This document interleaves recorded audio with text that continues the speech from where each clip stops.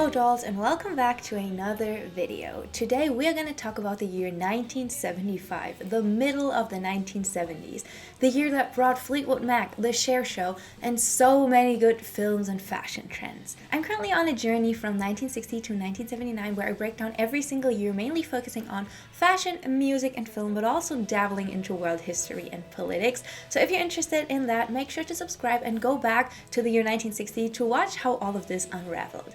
But over the past 2.5 weeks, we have made our way to the year 1975. Welcome to 1975, a year where change surged through the cultural landscape, blending nostalgia with new frontiers. The world was navigating the aftermath of political upheavals, and this tension sparked a creative explosion that would define the latter half of the decade. Music reflected this duality, with the shimmering rise of disco clashing against the raw energy of punk. Disco, led by acts like Gloria Gaynor and the Bee Gees, began to dominate the airwaves, while the nascent punk movement took shape with bands like the Ramones and the Sex Pistols in New York and London, challenging mainstream music with its rebellious sound. At the same time, the personal storytelling of singer-songwriters like Bob Dylan, Joni Mitchell, and Jackson Browne captured a more reflective, introspective spirit. Rock continued to evolve, with glam rock's influence still lingering in bands like Queen, while progressive rock reached its peak with albums like Pink Floyd's Wish You Were Here. 1975 was a year of contrasts between the glitter of disco and the defiance of punk, between the grand spectacle of rock concerts and the quiet vulnerability of folk-inspired music. It was a year where the cultural shift toward a new, more fragmented musical era became undeniable. Politically, 1975 was a year of significant change, global uncertainty, and shifting alliances, both in the United States and abroad. It was a time when the political landscape was marked by the lingering effects of the previous decade's upheavals, while new challenges emerged that would define the years ahead. In the United States, 1975 was a year of healing and instability in the wake of the Watergate scandal, which had culminated in the resignation of Richard Nixon a year prior. His successor, Gerald Ford, was still struggling to restore the public trust in 1975. His decision to grant Nixon full pardon for his role in Watergate was deeply controversial and polarized the American public, with many questioning the fairness of his move. Ford's approval rating suffered as a result, as he faced a divided nation still reeling from the scandal. Meanwhile, the aftermath of the Vietnam War was also weighing heavily on the US, as the fall of Saigon loomed on the horizon, signaling the end of America's involvement in Southeast Asia. The country was grappling with the emotional and political toll of the war, which had deeply divided the nation and left lingering scars. On the global stage, the Cold War was entering a new phase of détente, a thawing tension between the United States and the Soviet Union. The two superpowers continued their efforts to arms control through agreements like the Helsinki Accords, signed in August of 1975. The Accords were seen as a major step in easing Cold War tensions and addressed human rights, political freedoms, and territorial boundaries in Europe. However, the threat of nuclear war remained a constant undercurrent as both nations continued their nuclear arms race, albeit with a focus on reducing the possibility of direct conflict. In 1975, the US economy was struggling with stagnation, high inflation, and rising unemployment. Inflation hit around 9%, largely due to the 1973 oil crisis, which drove up fuel prices and increased the cost of goods. Unemployment peaked at 9%, and industries like auto and steel were severely impacted. President Gerald Ford's Whip Inflation Now campaign attempted to curb inflation, but it had limited success. While the economy showed signs of recovery by the year's end, the challenges of 1975 set the tone for ongoing economic struggles. I'm drawing out the price development in the US by comparing the same three product in every single video: the price of a loaf of bread, a movie ticket, and a house, as well as telling you the annual household income. In 1975, the annual household income was around $14,100. A new house cost about $39,300, and a bread was somewhere around 35 cents. The year brought some fantastic movies, and seeing them would set you back around $2.05. In 1975, women's fashion was defined by bold patterns, floral prints, and a mix of extravagance and comfort. Dresses with bright, busy patterns such as floral designs were highly popular, reflecting both the hippie-influenced boho aesthetic and the growing appetite for more carefree styles. Accessories like long necklaces and ascots were also in vogue. High-fashion spreads like those in Vogue often depicted a mix of high drama and intense styling, with some more controversial, darker undertones in their storytelling. The look was eclectic, blending European sophistication with American vibrancy. Sadly, 1975 also brought the bebop era to an end. The boutique, founded by Barbara Huleniki in 1964, became a sensation in the late 60s and early 70s, with its eclectic mix of glamour, youthful rebellion, and affordability. Bebop's popularity surged, especially with its stunning interiors and eye-catching designs that reflected the spirit of London's counterculture. However, after expanding into a larger location, financial issues and shifting tastes led to its downfall. Despite its closure, Bebop's legacy endures as a symbol of vibrant creativity, a beacon of an unforgettable fashion revolution. In 1975, hair and makeup were characterized by a natural yet polished look. For hair, the trend moved toward more voluminous, layered hairstyles, styled with soft waves or completely straight, while often using a little bit of tease for some extra height. Popular styles included long flowing locks or shoulder-length cuts, with some embracing feathered looks. Makeup was focused on a fresh, radiant complexion, with subtle eyeshadow, natural brows, and bold lips, and shades like deep reds and browns. The overall look combined the carefree bohemian aesthetic with the more sophisticated glam elements of the era. For me, looking at the 1970s and the makeup, especially looking as always at Vogue covers, it just seems a lot more grown up than the 1960s. The 1960s had all these bright colors, all these fun elements, and for me it felt like in the 1970s, makeup had this more grown up style. I did my makeup inspired by one Vogue cover that I saw, and also Stevie Nicks' style in 1975. I wanted to show you a more laid-back approach to the mid-1970s, but these sparkling looks were definitely eye-catching and super popular too. In the world of music, 1975 was a year of innovation, creativity, and unforgettable melodies. A plethora of iconic musicians and bands released groundbreaking songs and albums that left an indelible mark on the music history. From the glitzy glam rock of Queen to the raw power of Bruce Springsteen, from the poetic storytelling of Bob Dylan to the disco fever of Donna Summer, 1975 was a year that celebrated diversity and pushed the boundaries of musical expression. The year 1975 witnessed the meteoric rise of the British band Queen. Formed in 1970, the band, comprised of Freddie Mercury, Brian May, Roger Taylor, and John Deacon, had been building a solid fan base with their previous albums. However, it was their magnum opus, Bohemian Rhapsody, that catapulted them to international superstardom. Bohemian Rhapsody was an epic rock opera that defied conventional song structures. Its 6-minute runtime featured intricate vocal harmonies, operatic sections, and a thunderous guitar solo by Brian May. The song's enigmatic lyrics and Freddie Mercury's powerful vocals created a mesmerizing experience. Released on Halloween, October 31st in 1975, as the lead single from their album A Night at the Opera, the song was an instant hit. It reached the top of the charts in the UK and became a global sensation, selling over 1 million copies within a year. Meanwhile, across the Atlantic, a young man with the name Bruce Springsteen was making waves with his third studio album, Born to Run. Bruce Springsteen's gritty tales of working-class life struck a chord with listeners who were hungry for authenticity and relatability in their music. Released on August 25th in 1975, Born to Run was a musical journey through the struggles and dreams of the American heartland. The album's title track, Born to Run, became an anthem for a generation. It was a song of rebellion and escape, capturing the spirit of youth yearning for something more. Bob Dylan, the legendary folk troubadour, the man that has been in this series for pretty much all episodes so far, returned to the forefront of the music scene in 1975 with his album Blood on the Tracks. Released on January 20th of 1975, the album marked a significant departure from his previous work. Blood on the Tracks was deeply personal and introspective, reflecting Bob Dylan's own tumultuous experiences. The album's songs were filled with raw emotion and storytelling prowess. Tracks like Tangled Up in Blue and Simple Twist of Fate explored themes of love, heartbreak, and self-discovery.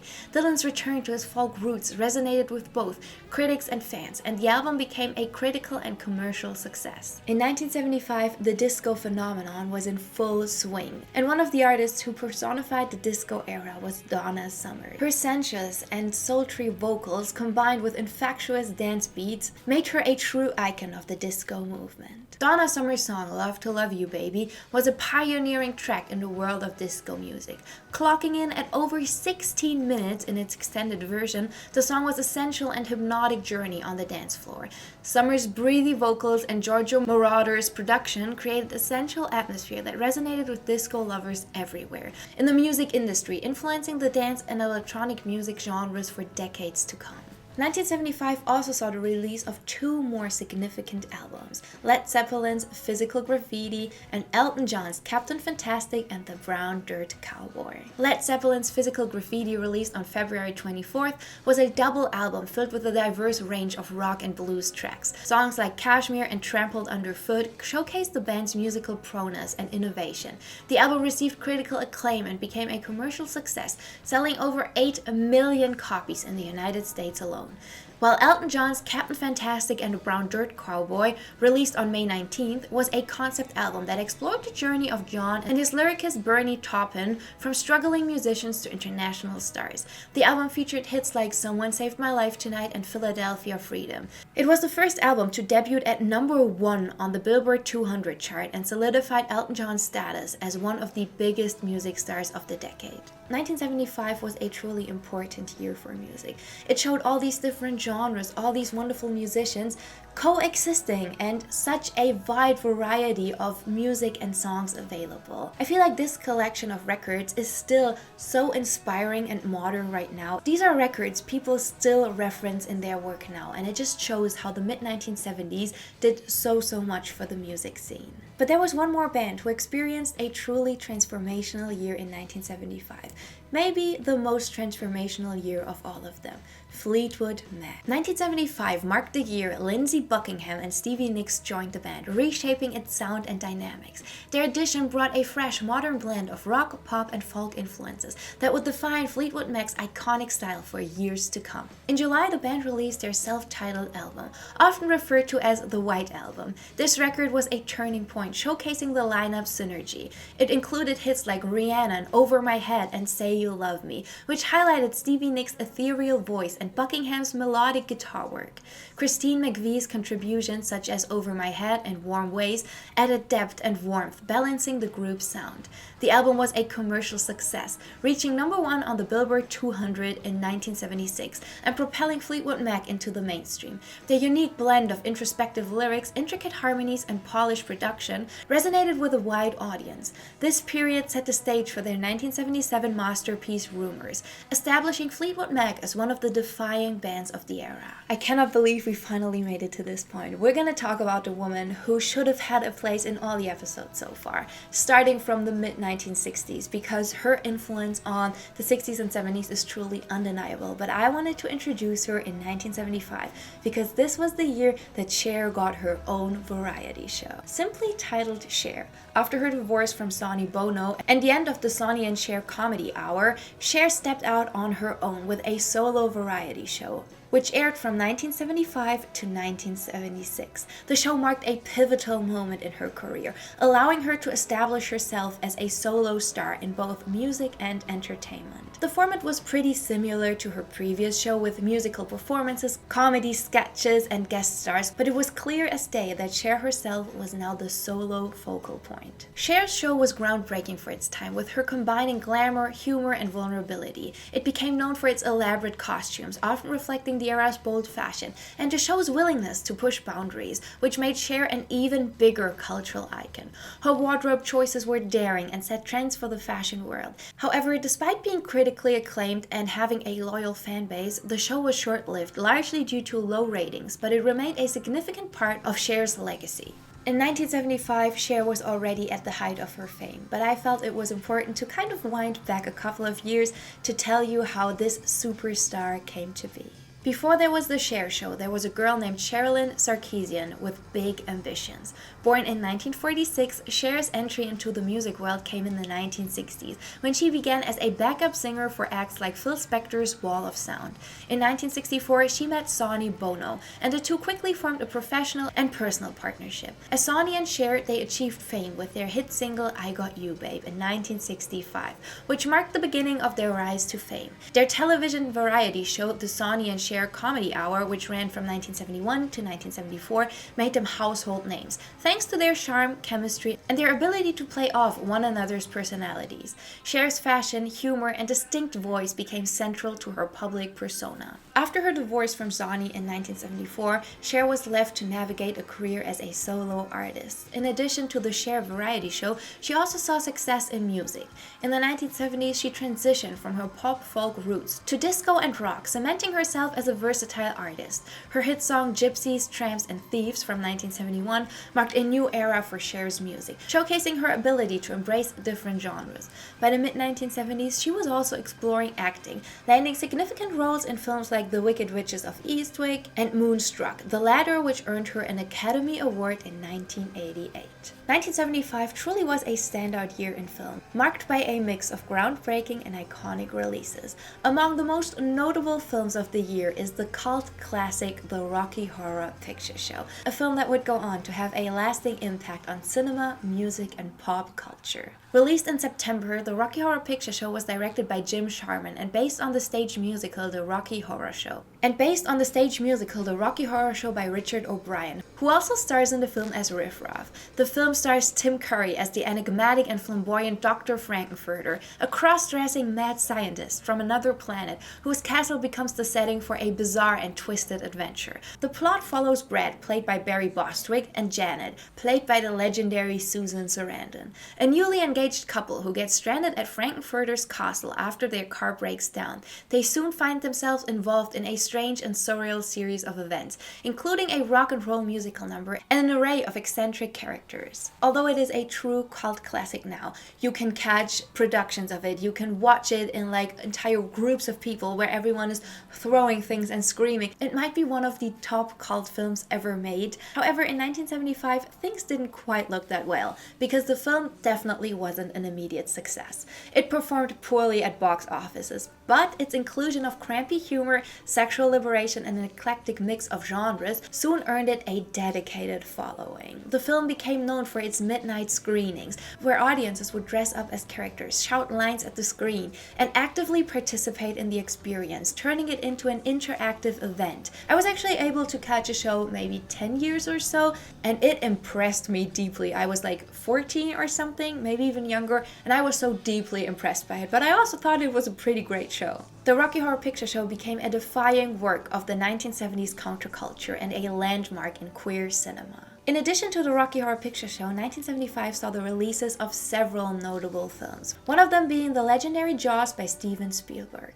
This thriller became the first blockbuster in Hollywood history, setting the stage for the modern summer blockbuster and forever changing the way films were marketed and distributed. The story of a great white shark terrorizing a small beach town became a cultural phenomenon, spawning sequels and a host of imitators. Another hit of the year, especially at the Academy Awards, was One Flew Over the Cuckoo's Nest. This film, based on Ken Kesey's novel, was a major critical success, winning 5 Academy Awards, including Best Picture, Best Director by Milos Forman, and Best Actor for Jack Nicholson. The film explores themes of mental illness, conformity, and freedom, with Jack Nicholson's performance as Randall P. McMurphy becoming iconic. But 1975 also had some good comedy films in store, one of them being Shampoo. Directed by Hal Ashby and starring Warren Beatty, this satirical comedy about the world of Hollywood hairdressers in the 1960s was both a critical success and a snapshot of post-Vietnam, pre-Watergate American society. I think it is safe to say that 1975 was a year of contrast in cinema,